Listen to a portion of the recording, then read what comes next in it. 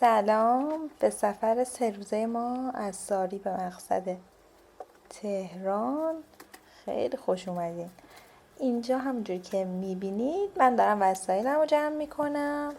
اول همه آیتما رو میریزم و بعد شروع میکنم به پک کردنشون و مرتب کردنشون و چیدنش توی چمدون.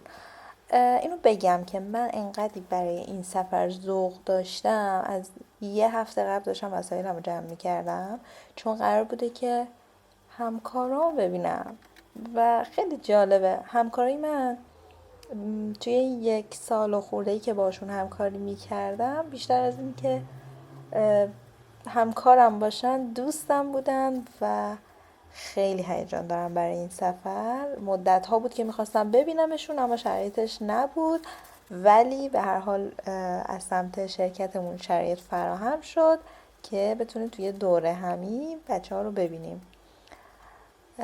اینم بگم که برای پک کردن وسایل بهتره که ست بچینید، یعنی برای اینکه به مشکل نخورید تو لباسایی که میخواین بپوشین و انتخابشون و این داستانا، یه سری ست بچینین، یه سری لباس بیسیک انتخاب کنین که بتونین تو ستای مختلف ازشون استفاده کنین و تعداد کمی لباس ببرین. با این حال چمدون من داشت میترکید، پر شده بود و مجبور بودم یه سری آیتما رو خودم ببرم و دمپایی خیلی داشت از من جا میگرفت. کفش و دمپایی مجبور شدم 1 کفش رو خودم ببرم و دیگه به زور چپوندم وسیله ها رو. بله، همینطور که میبینید من اینا رو به زور جا دادم تو چمدونم و بعدشم برو که بریم. اینجام صبح اون روزه و من حرکت کردم. من و دوستم فاطمه با هم دیگه از ساری سوار خطی شدیم و رفتیم به ترمینال شرق و از اونجا هم خواستیم بریم هاستل. این روز چهارشنبه است، همون روزیه که قراره بچه های شرکتمون رو ببینیم، دوستا و همکارامون رو، و همچنان تو مسیریم الان. سفر خیلی راحتی بود توی رفتن و من به شدت براش، همونجوری که میبینین هنرنمای فاطمه دوستم، من به شدت براش استرس داشتم چون اولین سفر تنهایی من بود، تنهایی که یعنی بدون خانواده و سفر دخترونه اولم بود و به شدت برام تازگی داشت. اینجا هم رسیدیم هاستل، منتظر شدیم تا اتاقمون رو تحویل بدن. هاستل خیلی مدرن و جذاب بود، من به شدت عاشق فضاش شدم و آشپزخونه جذابش. اینجا هم که بعد میلاد رو میبینید رفتیم سراغ بچه ها. بعد از اونجا با هم دیگه رفتیم اوپال که بازی کنیم و شام بخوریم. اینجا اوپال طبقه آخر اگر اشتباه نکنم که میخواستیم بولینگ بازی کنیم به بچه‌های شرکت و بعد از اون همونجا شام بخوریم. این سارا دوست و همکار عزیزمه. اینجا رفتیم بولینگ بازی کردیم. بله، همکاری در صحنه دوستامون و اینم من. فضای خیلی جالبی داشت و خیلی بازی های این شکلی دیگه. سبزه هم که منم و ترکوندم دیگه. خیلی بازی کردیم، خیلی تایم زیاد داشتیم و نم نیلوفره و ویوی اوپال از کل تهران. بعد شام رفتیم باغ فردوس. اونجا موزیک به راه بود، موزیک زنده بسیار جذاب و جالب. خیلی تجربه جالبی بود. با بچه ها موزیک زنده گوش کردیم، نشستیم دور هم، کمی عکس گرفتیم، چای خوردیم و چای ما توش کرم بود و نخوردیم، ولی به هر حال به شوق اون چای نستخ چای شده بودیم و به شوق اون چای رفتیم. اما خیلی خوش گذشت به هر حال و تجربه خیلی خیلی قشنگی بود. شب به یاد موندنی بود برای من. و خیلی دوستش دارم. اینجا بچه ها شمع گرفتن دستشون یکی یکی تا یکی دیگه از همکارمون عکس بگیره ازشون.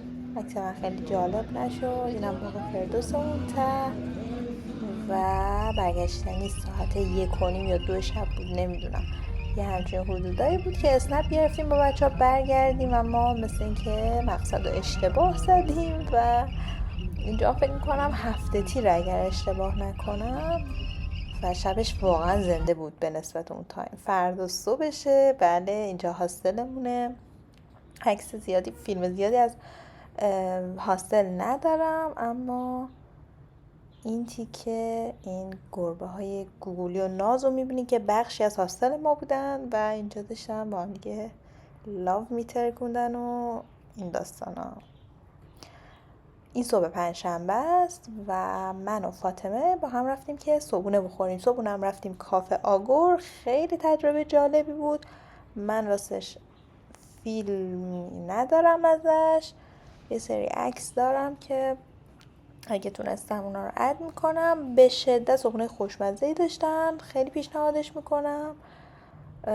و بازم بله گربه های گوگولی و ناز رو در صحنه داریم و صبحونه آگور داشتم میگفتم که پنکیکش رو تست کردیم و کروسانش رو به شدت خوب بود، عالی بود، بهترین وعده‌ای که تو این سفر خوردیم. بعدش هم رفتیم شهر کتاب مرکزی و اینجا هم خیلی تجربه جالب بود. من عاشق شهر کتابام، عاشق هر جایی که لوازم تحریر و چیزای گوگلی این شکلی داره. اینجا به شدت یه سری مجسمه‌های چوبی جذاب، نمیدونم اسمشون چیه، البته منظورم اینا نیست. بله اینه که در صحنه میبینید دقیقاً اینا با چوب درست شده بودن. فکر کنم کار دست بودن، بسیار ظریف، جذاب، رنگ و رنگ و کمی هم گرون بودن که من نتونستم تهیه کنم، ولی این موشه رو تو فنجون بسیار پسندیدم. خیلی خوشگل و جذاب بودن. یه چند ساعتی من و فاطمه اینجا با هم دیگه وقت گذروندیم، دور زدیم. 3 طبقه داشت و اینجا اون طبقه پایینشه که لوازم تحریره و طبقه وسط که حالا یه سری کتابه. این طبقه بالایی که کتابای حالت دکوراتیو و حالا کتابای انگلیسی و خارجی و این طورا داره. یه سریاشون به شدت خوشگلن، جلدای جذابی دارن و مناسب کافی تیبل که نمیشه فکر کنم. آره کافی تیبلی همچین استایلایی بهش میدن و میتونیم به عنوان کتابای دکوراتیو ازشون استفاده کنیم. بعد شهر کتابم سارا به همون پیوست و رفتیم امارت آفرید و نهار خوردیم. اینجا امارت آفریده که بسیار محیط جذابی داشت، غذاش هم خوب بود، پیشنهاد میشه، خیلی خوشمزه بود. و این شبه که شب پنجشنبه است که داریم میریم کوروش و تو مسیرم میلاد رو دیدم و باز ازش فیلم گرفتم و عشق ورزیدم بهش. وقتی نزدیکش شدیم خیلی خوشگله. و فردا صبح هم که میخوایم بریم سعدآباد. اینجا مسیر خیابون ولیعصر و درختای بسیار بسیار جذابش.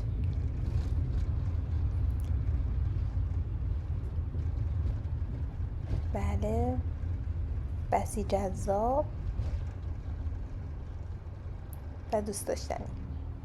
با سارا و فاطمه به سمت سعدآباد راهی شدیم، رفتیم اونجا دیدن کردیم و حسابی خسته شدیم. منم که در حال غور زدن بودم همش، چون خیلی پام درد گرفت و مسیر واقعا طولانی بودم. و اینجام که یه چند تا